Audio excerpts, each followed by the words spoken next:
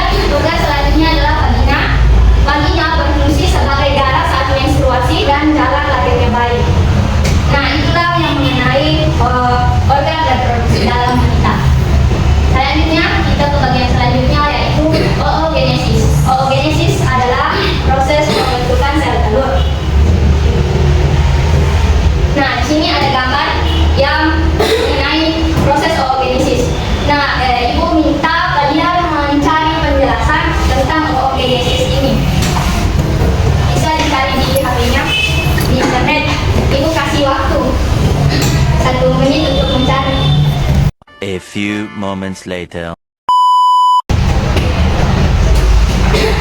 Oke, silakan maju ke depan.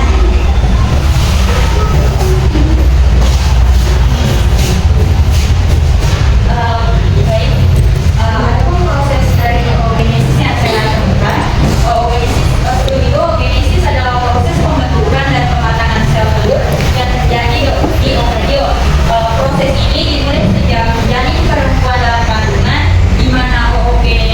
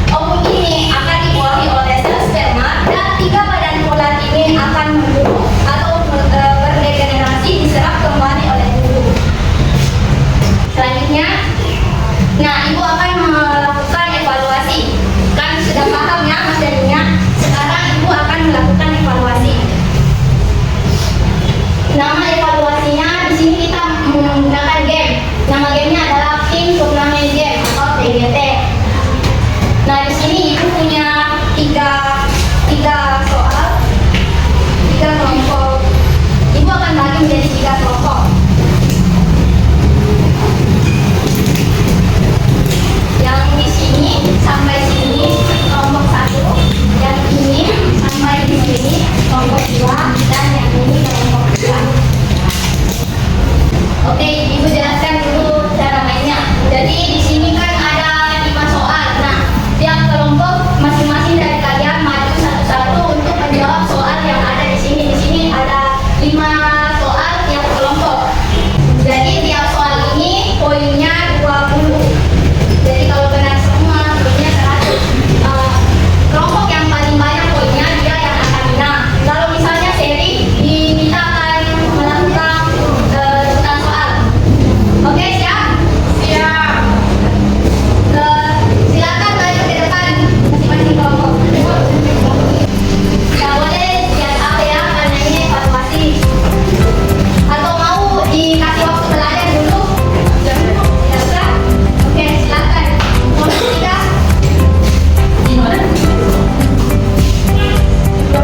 Dia di luar ditulis, soalnya ada di dalam. Jawabannya ditulis di luar.